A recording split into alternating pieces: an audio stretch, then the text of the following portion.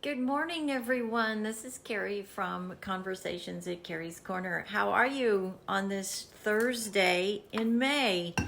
It is a beautiful day here. Finally, we have no rain. So I wanted to come in today and talk to you about a subject that so many Americans, well, humans, I should say, actually deal with, and it is a big issue and it affects so many people at some point in their life. Most people are going to have a situation, a physical situation that they have to deal with. So that's what I want to talk to you today about at Conversations at Kerrie's Korner, where we're just all about bringing subjects to you that are subjects that affect society and encouraging you to talk about them. Because when we come to a table and sit down with people that we don't necessarily agree with, and we are willing to listen and talk to each other, that's truly when we can make long-lasting strides and change to bring our society back together. Conversations at Kerrie's Korner is what that is all about. So join me twice a week. I try to do 2 a week, and these are just general subjects that we all in our lifetime at one point or another are going to face, things that we have to deal with. Sometimes it's uncomfortable subjects, politics, family, love. Today, I want to talk to you about physical recovery, right? If you are recovering from surgery, or if you have a chronic condition and you deal with pain. If you've never experienced chronic daily pain, congratulations. It is one of the fastest growing issues, physical issues in the United States that so many Americans deal with, that cause so many Americans to become disabled. And it is a very, very traumatic, all-encompassing issue. Chronic pain is one of those things, the way I describe it, and I've been dealing with my condition now since 2006. I had a very severe injury in my left ankle. It caused me to develop a condition called reflex sympathetic dystrophy. So my nervous system is constantly in flight or fight mode.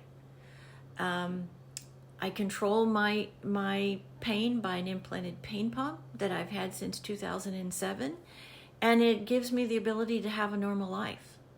But I still deal with chronic pain. And then in the last year, I've had 4 shoulder surgeries. In the last 3 months, I've had 2 shoulder reconstructions. The first one was a regular reconstruction with new hardware. The second one, because the first one failed, I had a reverse shoulder reconstruction. And the pain is horrific. Now I'm progressing past that. I'm in therapy and I'm moving towards ultimately recovering. But it got me thinking about an area of chronic pain that is so misunderstood, and frankly, I don't feel it is addressed significantly in the physiological recovery of your injury, your surgery, whatever your circumstance may be. And that's the emotional destruction that chronic pain causes. In my case, the disease that I have, reflex sympathetic dystrophy, or it's also known as CPRS, has a very, very high suicide rate because it is a very misunderstood disease. It is misdiagnosed, it is mistreated, and when you cannot escape from chronic pain, it encompasses your whole life. You wake up in pain. You work in pain. You try to get through your day. You go to sleep in pain. And if you're on pain pills, this is this ongoing cycle that it's like watching a gerbil on one of those round and round wheels. You go round and round and round and round, and you do the same thing every day. And in some cases, it becomes too much. And so people just check out. And so in the recovery process, what is, in my opinion, missed so dramatically for pain patients is the emotional and psychological treatment to get better. You're sort of just left on your own to deal with it. And that's not okay, because there are circumstances where sometimes we just can't deal with it on our own, and we need that additional implementation of services and treatment to help us emotionally cope with the day-to-day chronic, debilitating pain. Now, I'm very fortunate in that I personally have a fantastic support system. I belong to a lot of groups where we talk about what we're experiencing. And I want to encourage you, if you are new to chronic pain, to get involved in some groups. Get involved with other people who are experiencing what you are experiencing. Because it will give you access to other treatments, what other people are doing to cope with their chronic pain, to cope with their emotional instability, if you will, trying to recover in this process. And we just don't, I think, as a medical community, think about that with our patients when they are recovering. I mean, I'm very fortunate. I really am. I have a great support system, from my doctor to my husband to my family to my therapist. But I don't think I'm the normal case. I think I'm the exception. I think there are a lot of people out there who just get to the point where they can't cope, and so they check out. And I would hate for anybody that is recovering from a physical injury to just check out. It takes a monumental effort to recover. All right? Physical therapy is a battle, and it can be torturous, but it is necessary for you to be able to recover and get back to, hopefully, a good percentage of what your life was before your injury. So I think the important thing for patients is, if you are struggling psychologically in your recovery, you need to tell your doctor you're struggling. You really do. And I don't think there's anything wrong with saying to yourself, maybe I do need to go talk to somebody. Maybe I do need that extra help to cope with my new life. Because there are people like me who will have this for the rest of their life. And it is an ongoing challenge. It, in the worst times, can take me out for days.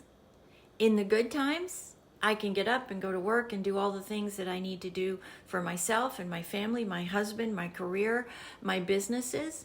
But it can be on days where I can't get out of bed. And so you beat yourself up for that.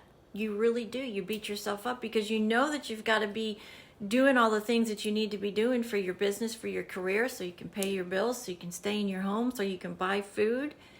And sometimes we just don't say to ourselves, okay, self, you're not coping. You need to get some additional help. And I want to encourage you to do that. Chronic pain is a debilitating and can be life-threatening condition. And if you have psychological or emotional trauma from it, PTSD as we know, it is a very, very difficult battle on top of the physical battle. So now you're fighting two fronts. You're fighting just trying to physically recover. Now you're trying to emotionally and psychologically recover so you can get back to your normal life. It is something that we just don't talk about enough. And I think it's something that if you are in the middle of a recovery, if you've been injured, you could have PTSD. You really could. You can also get it from grief. If you've had major trauma in your life where you're coping with a major loss in your life, that can also trigger it too. If COVID gave us one thing, if there was one positive from COVID, it proved, society-wise, that we do not take care of ourselves emotionally well enough. You cannot have good physical health if you don't have good mental health. They work as a unit, and when one of those units is off, the other one's just flailing around and doesn't work properly. So the message today is, if you're in that situation, if you are in a physical recovery and you start to feel like you're not coping, please get with your doctor or get with your therapist and say, look, I think I may need some additional services. And then don't beat yourself up for it. It's okay to get to that point. Life is hard enough, but when you put a physical recovery on top of that, and then on top of that, you start to have emotional or psychological struggles too, you'd have to be superhuman to be able to cope with all that and not need some additional services. So please ask about it, ask your therapist or ask your doctor, and make sure you're taking care of the emotional and psychological recovery as well as your physical recovery, because you can't completely recover unless both of those units are functioning together. Trust me, I know. I let it go on my injury in 2006. I let it go way too long. And then I reached a point where I hit the wall. My husband knew I hit the wall. And I knew right then and right there that I needed to get some additional help, that I was not coping with my recovery, my normal life, taking care of myself, taking care of my family, my children. At the time I still had young children at home. So all of these things are they complex the situation, and it is okay to say, sometimes I just can't cope. Don't beat yourself up. If you're feeling that way, if you've got that inclination that maybe you're struggling, please seek out. Ask your doctor, ask your therapist, and even if they don't agree, follow it yourself, because we are the best and most important detective when it comes to how we are emotionally or physically feeling. You know your body, you know your emotions, you know your mind, you know whether or not you are coping correctly. They don't. You do. So even if you get that pushback, please follow through and get with somebody to get the emotional support that you may need to get through your recovery. Chronic pain is no joke. It can be life-threatening. So please take the necessary steps to ask for help. There is nothing wrong with asking for help. I'm proof that sometimes you just need to talk to somebody, and that's okay. Somebody that is completely and totally unattached to you, that can give you honest, independent feedback on where you are and suggestions to help you cope with not only the day-to-day, but with the recovery of chronic pain. Because sometimes it never goes away. Sometimes it can take years. If you're lucky enough that it just takes months, congratulations, but that's not the norm. Just ask. That's all you got to do, is just ask. Make the first step, because you want to recover 100%, right? You want to recover emotionally, and you want to recover psychologically for yourself and for your loved ones. You owe it to yourself to listen to yourself when you know you're struggling. I hope you take this message and move forward with it if you are struggling, and get involved in some groups. Social media, that's one of the great things about social media, is you can connect with others who are in a similar situation that you can talk to and exchange ideas.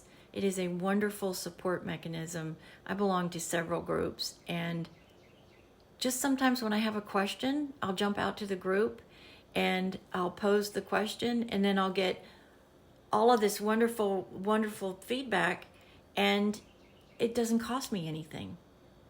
It just gives me that extra support that sometimes we need when we are questioning where we are, how our recovery is going, and is anybody else feeling this way? That alone is a great confirmation that you are headed in the right direction. So, thanks for joining me this morning at Conversations at Kerrie's Corner.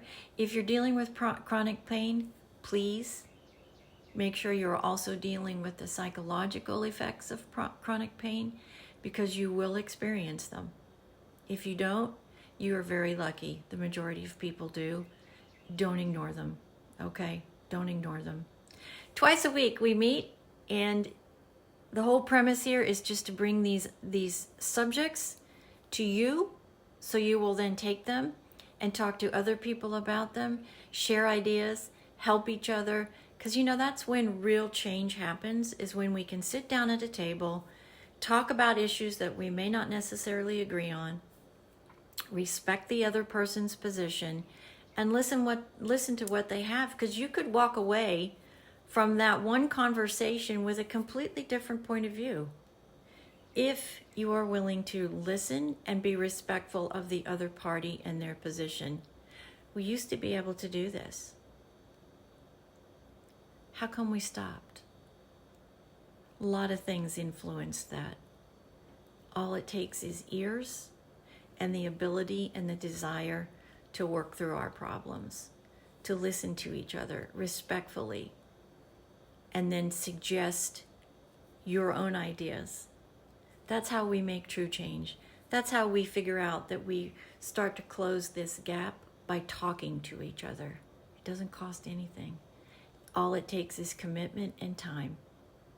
And I really believe if we sit down and we talk to each other, we can figure out how to make a huge difference and close this terrible divide that we have in our society. It's just not the United States, it's everywhere. We need to learn how to talk to each other again. God bless you on this Thursday. This is Kerrie from Conversations at Kerrie's Corner. We'll see you the next time. This is number 1 for the week. Have a great week, everyone.